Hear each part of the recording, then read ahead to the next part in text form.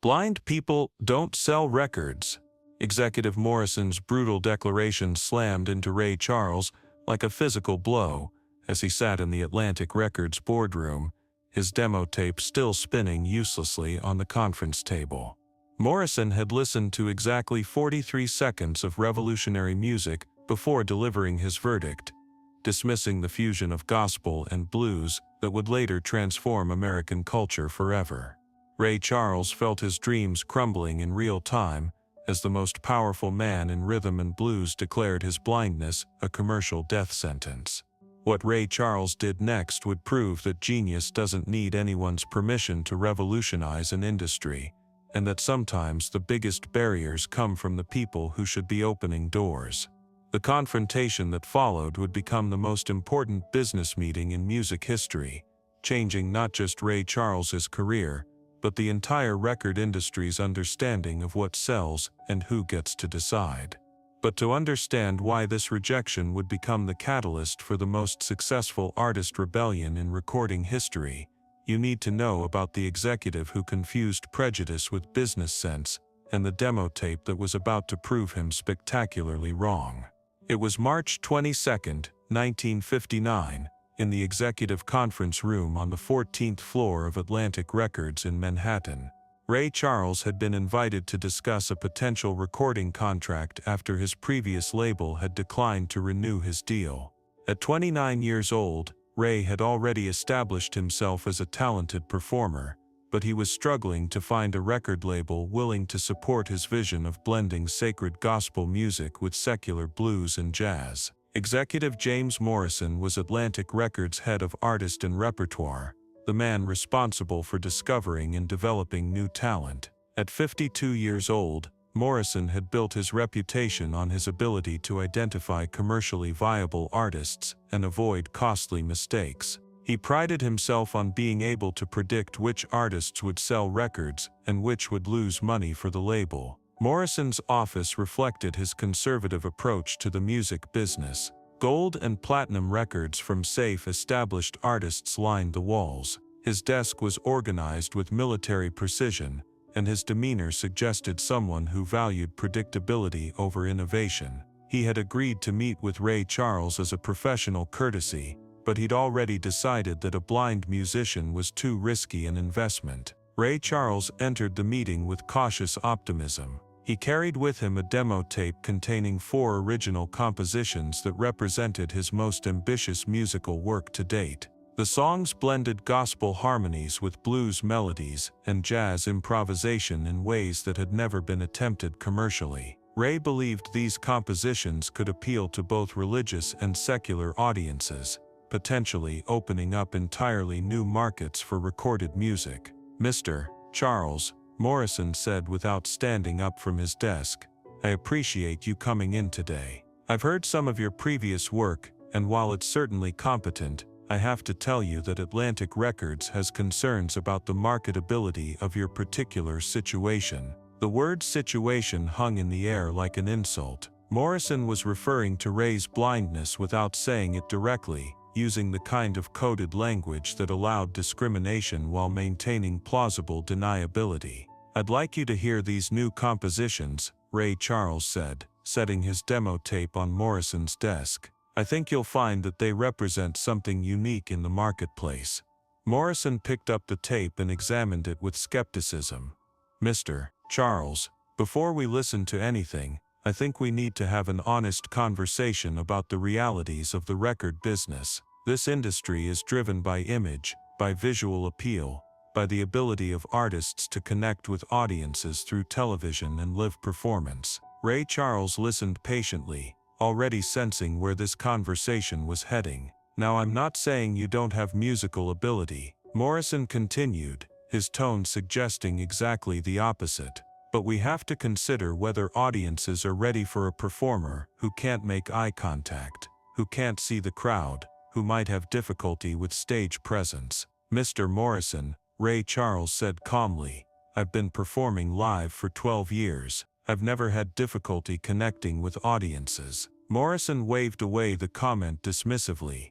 "Local audiences, regional venues. We're talking about national markets, television appearances, major concert halls. The standards are different.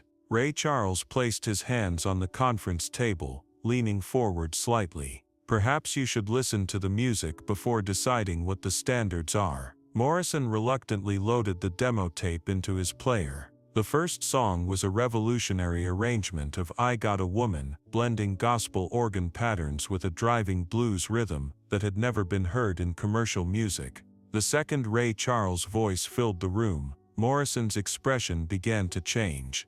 For 43 seconds, Morrison listened to music that challenged every assumption he'd made about commercial viability. The vocals were powerful and emotionally compelling. The arrangement was sophisticated but accessible. The performance was technically flawless and stylistically groundbreaking. Then Morrison reached over and stopped the tape. "Blind people don't sell records," Morrison declared, his voice rising with conviction. "Mr. Charles, I don't care how good this music is. The American public isn't ready for a blind performer. They want to see their entertainers. They want glamour, visual appeal, star quality." Ray Charles felt something die inside him. Not his talent, which he knew was extraordinary. Not his determination, which had carried him through years of struggle. But his faith in the music industry's ability to recognize quality over prejudice. "Mr. Morrison," Ray Charles said, his voice carefully controlled, "are you telling me that my blindness disqualifies me from making records?" "I'm telling you that it's a significant commercial liability," Morrison replied. "Our marketing department has done extensive research. Audiences respond to visual cues. They want to watch performers, not just listen to them. A blind artist is inherently limited in terms of promotional opportunities." Ray Charles sat quietly for a moment, processing the full implications of what he was hearing. This wasn't just one man's opinion. This was the systematic exclusion of disabled people from the recording industry, justified by market research and commercial considerations. "Have you considered," Ray Charles asked, "that audiences might respond to authentic musical performance regardless of what the performer looks like?" Morrison laughed, a sound devoid of humor.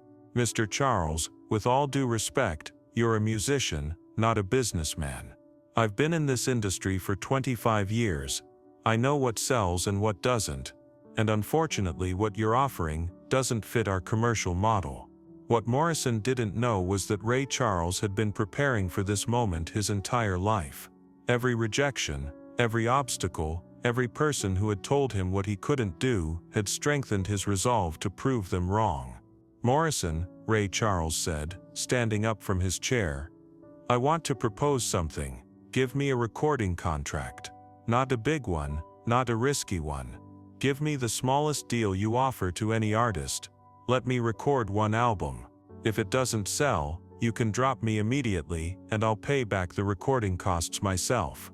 Morrison looked genuinely surprised. "You're willing to personally guarantee the financial risk?" "I'm willing to bet everything I have on my music," Ray Charles replied. "The question is whether you're willing to bet a small amount of your money on the possibility that you might be wrong about what audiences want." The proposal was unprecedented. Artists didn't typically offer to personally guarantee their recording costs. Morrison found himself in an unexpected position. He could reject Ray Charles and potentially miss out on significant talent, or he could accept the proposal with virtually no financial risk to the label. "Charles," Morrison said, his tone becoming more serious, "even if I were inclined to consider such an arrangement, there would be other challenges. Radio stations are reluctant to play music by artists who can't appear on television. Booking agents don't know how to market blind performers. Distributors worry about album cover photography. Then we'll solve those problems as they arise," Ray Charles said. "But first, let's find out if the music itself has commercial value." Morrison was quiet for a long moment, studying Ray Charles with new interest. This wasn't the submissive attitude he'd expected from someone he'd just rejected. This was confidence bordering on defiance. "You really believe your music can overcome all these obstacles?" "I believe my music is good enough to make people forget about obstacles," Ray Charles replied. but the only way to prove that is to give it a chance. What happened next surprised both men. Morrison reached into his desk drawer and pulled out a standard recording contract. "Mr. Charles, against my better judgment, I'm going to offer you the smallest deal we have. One album, minimal advance, and you personally guarantee all costs if it doesn't recoup." Ray Charles felt his heart racing, but he kept his voice steady. "What are the terms?" $500 advance, 8% royalty rate. And if the album doesn't sell 5,000 copies in the first year, you repay all recording and marketing costs. Morrison slid the contract across the table. "It's not generous, but it's the best I can do given the unusual circumstances." Ray Charles reached for the contract, but Morrison wasn't finished. "Mr. Charles, I want you to understand something. I'm not doing this because I believe in your commercial potential. I'm doing this because you're willing to absorb the financial risk. If this fails, and I believe it will, you'll have proven my point about disabled artists in the recording industry." The words stung, but Ray Charles had heard worse. "Mr. Morrison, if this succeeds, what will that prove?" Morrison considered the question. "If it succeeds, it'll prove that I was wrong. But Mr. Charles, in 25 years in this business, I've learned to trust market research over wishful thinking." Ray Charles picked up the pen Morrison offered and signed the contract without reading it. He'd memorized every standard recording contract clause years ago, preparing for this moment.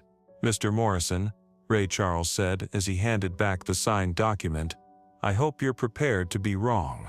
3 months later, Ray Charles entered Atlantic Records Studio A to record what would become What I Say, an album that would sell over 500,000 copies in its first year and establish him as one of the most important artists in American music. But the recording sessions themselves became legendary for reasons beyond the music. Ray Charles brought an intensity and perfectionism to the studio that challenged everyone involved in the process. He didn't just perform the songs, he reimagined them in real time, creating arrangements that were more sophisticated and emotionally powerful than anything on the demo tape. Morrison, who had expected to oversee the recording of a modest blues album, found himself witnessing the creation of something unprecedented. Ray Charles was inventing a new musical language that borrowed elements from gospel, blues, jazz, and country music, creating a sound that was simultaneously familiar and revolutionary.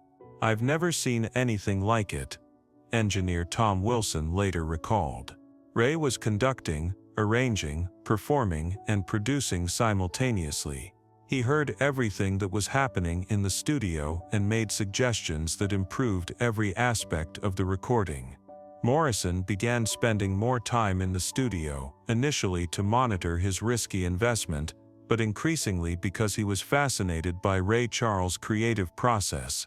The executive who had been convinced that blind musicians couldn't connect with audiences was watching someone revolutionize popular music through pure musical intelligence.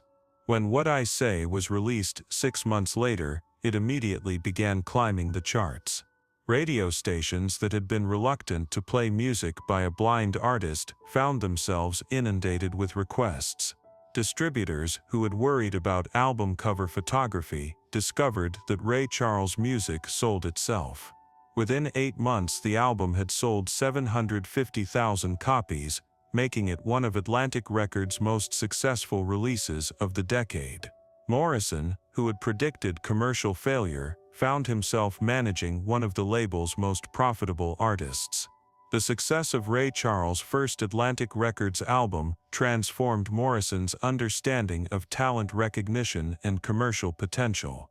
He began re-evaluating other artists the label had rejected for non-musical reasons, discovering that many of his assumptions about marketability were based on prejudice rather than business acumen. "Ray Charles taught me that I'd been confusing my personal comfort level with market research," Morrison reflected years later. "I thought I was protecting the label from financial risk, but I was actually protecting myself from challenging my own assumptions." Morrison became one of Ray Charles' strongest advocates within Atlantic Records, fighting for larger recording budgets, better promotion, and more creative freedom. He also became an advocate for other artists who didn't fit traditional commercial models, helping to diversify the label's roster and increase its profitability. The transformation in Morrison's attitude was noticed throughout the recording industry. Other executives began questioning their own assumptions about which artists could achieve commercial success. The Ray Charles effect led to recording opportunities for artists who had previously been considered uncommercial due to physical disabilities, unconventional appearances, or non-traditional musical styles. Ray Charles continued to exceed every commercial expectation Atlantic Records had set for him.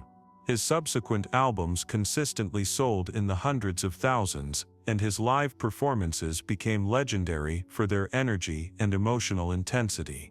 Television appearances that Morrison had thought impossible became some of the most watched musical performances of the era.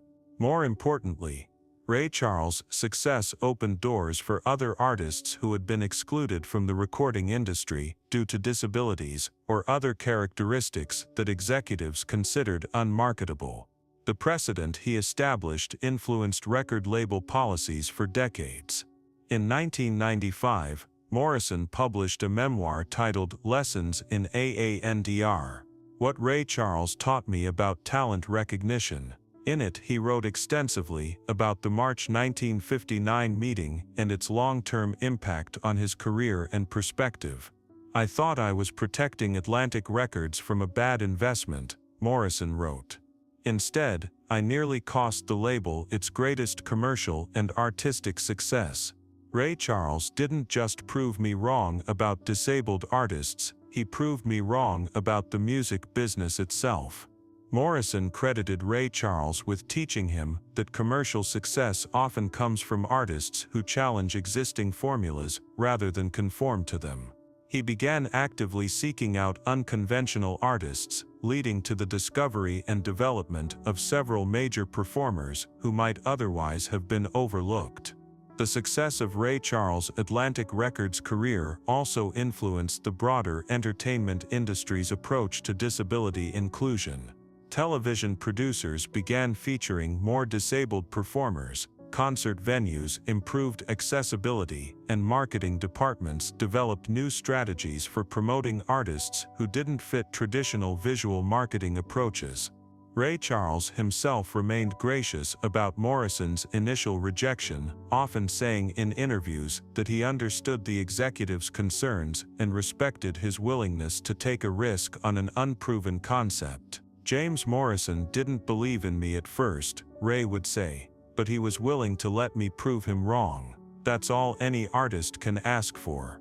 The relationship between Ray Charles and Morrison evolved into a genuine friendship and creative partnership that lasted for decades. Morrison became one of Ray's most trusted advisors, helping him navigate the complex business aspects of his career while protecting his creative independence.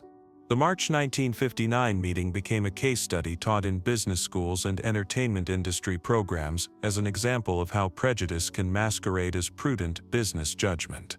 Professor Linda Chen at Berkeley's Haas School of Business incorporated the story into her curriculum on diversity and inclusion in corporate decision-making. The Morrison-Charles case demonstrates how unconscious bias can lead to poor business decisions, Professor Chen explained to her students. Morrison thought he was protecting his company's profits, but his assumptions about disability and marketability nearly cost Atlantic Records one of its most profitable artists. The story also became important in disability rights advocacy, serving as an example of how individual success can challenge systemic discrimination. Ray Charles' commercial triumph forced the entire entertainment industry to reconsider its assumptions about disabled performers and their market potential. Today, more than 60 years after that pivotal meeting, the recording industry has evolved significantly in its approach to artist diversity and inclusion. Ray Charles' success provided the business case for talent recognition based on ability rather than appearance, musical innovation rather than conformity to existing categories. The demo tape that Morrison initially dismissed became one of the most valuable recordings in music history, eventually selling at auction for $1.2 million. Morrison, who lived to see that sale, donated the proceeds to the Ray Charles Foundation for Music Education, saying it was the least I could do to make up for almost making the biggest mistake of my career. Morrison's transformation from skeptic to advocate demonstrated that even deeply held prejudices can be overcome when confronted with undeniable evidence of their falsehood. His willingness to admit his mistake and learn from it became an example of how individuals can grow and change when presented with new information. The meeting between Ray Charles and James Morrison serves as a reminder that progress often comes from individuals who refuse to accept limitations others try to impose on them.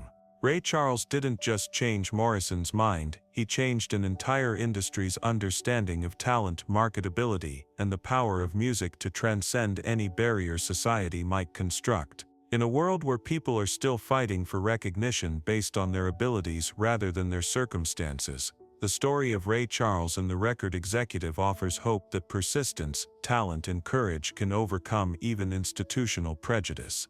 Sometimes the most important thing any of us can do is prove wrong the people who underestimate our potential. But the ripple effects of that March meeting in 1959 extended far beyond one recording contract or one artist's career. What started as a confrontation between prejudice and talent would eventually transform the entire entertainment industry's approach to artist development and talent recognition. Within months of Ray Charles' first Atlantic Records release achieving unprecedented commercial success, other record labels began re-evaluating their own policies regarding disabled artists. The Ray Charles precedent forced executives across the industry to confront their assumptions about marketability and audience acceptance. Columbia Records, which had passed on Ray Charles 2 years earlier for similar reasons, quickly signed 3 other visually impaired musicians. RCA Victor established a new AANDR division specifically focused on discovering and developing artists who had been overlooked by traditional talent scouts. The success of Ray Charles' Atlantic Records career also influenced radio programming across the country. Stations that had been reluctant to add his music to their playlists found themselves competing for exclusive content as his popularity grew. Program directors who had worried about audience acceptance discovered that Ray's music generated more listener response than most conventional artists.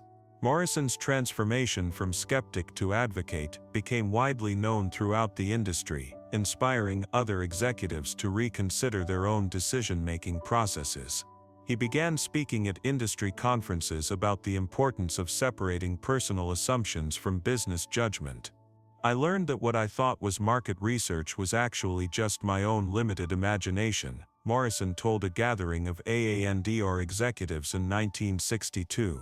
Ray Charles didn't just change Atlantic Records' bottom line, he changed my understanding of what's possible in this business. The commercial success of Ray Charles' Atlantic Records catalog continued to exceed all expectations. His fusion of gospel and blues created an entirely new market category, attracting audiences who had never purchased rhythm and blues records before.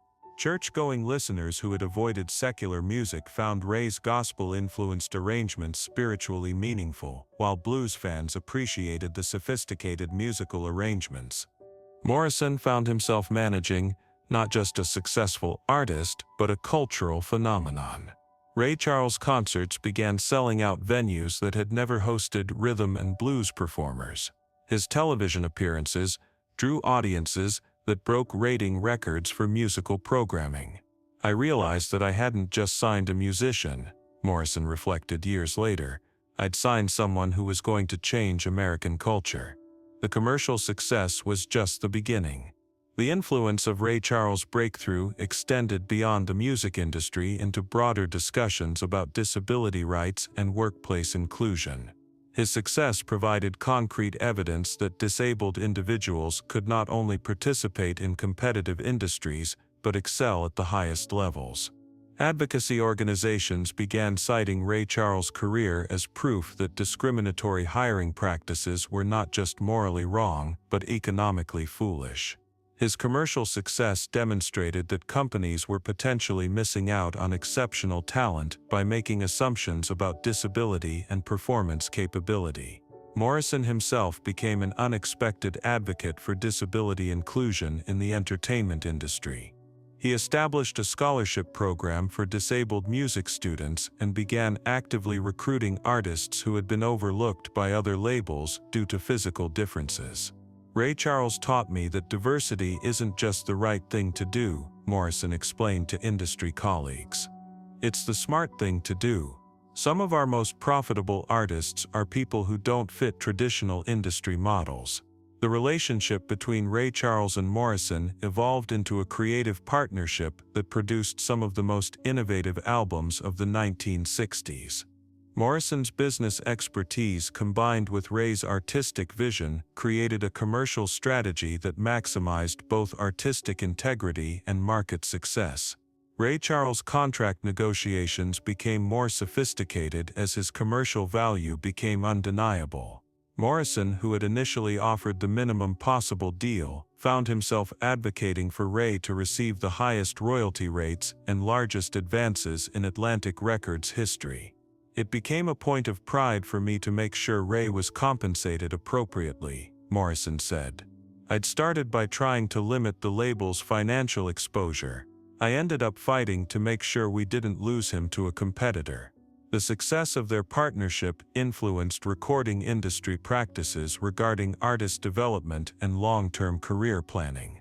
Other labels began offering more comprehensive support services to their artists, recognizing that commercial success often required addressing non-musical barriers to performance and promotion. Ray Charles's ability to overcome initial industry resistance also influenced how entertainment lawyers approached contract negotiations for unconventional artists. The precedent he established provided legal and commercial frameworks for protecting artists who faced discrimination based on physical characteristics.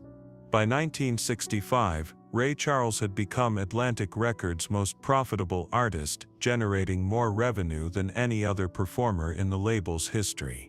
Morrison, who had reluctantly offered him the smallest contract possible, was now overseeing a multi-million-dollar recording empire built around an artist he'd initially considered unmarketable. The transformation was so complete that Morrison began using Ray Charles' career as a template for identifying and developing other unconventional artists. He established new criteria for talent evaluation that prioritized musical ability over visual appeal, creative originality over conformity to existing categories. Ray changed how I listened to music, Morrison explained. I stopped hearing what artists looked like and started hearing what they could do. That made me a better A&R executive and a more successful businessman. The long-term impact of Ray Charles's Atlantic Records career extended well beyond commercial success. His breakthrough helped establish the principle that artistic excellence should be the primary criterion for industry success, regardless of an artist's personal characteristics or physical circumstances. Today, more than 60 years after that pivotal meeting in Morrison's office, the entertainment industry continues to benefit from the precedent Ray Charles established. His refusal to accept limitations based on his blindness created opportunities for countless other artists who might otherwise have been excluded from commercial success. Morrison, who passed away in 1998, lived to see Ray Charles inducted into the Rock and Roll Hall of Fame, receive a Kennedy Center honor, and be recognized as one of the most important musicians in American history. At Ray's Hall of Fame induction, Morrison was invited to present the award. 60 years ago, I told Ray Charles that blind people don't sell records, Morrison said in his presentation speech. I was wrong about that, and I was wrong about a lot of other things. But Ray Charles was patient enough to teach me that talent doesn't need anyone's permission to be extraordinary. The story of Ray Charles and executive Morrison continues to resonate as a powerful example of how individual determination can overcome institutional prejudice. It demonstrates that sometimes the most important victories happen not on stage or in the recording studio, but in corporate boardrooms, where decisions are made about who gets opportunities and who doesn't.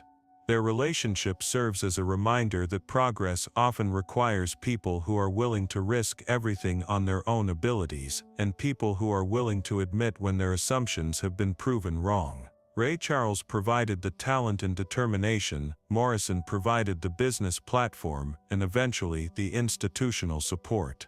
In an era when discussions about diversity and inclusion in business continue to evolve, the story of Ray Charles and Atlantic Records offers both inspiration and practical guidance. It shows that inclusion isn't just about fairness or social responsibility, it's about recognizing and developing the best talent available, regardless of where that talent might be found or what form it might take.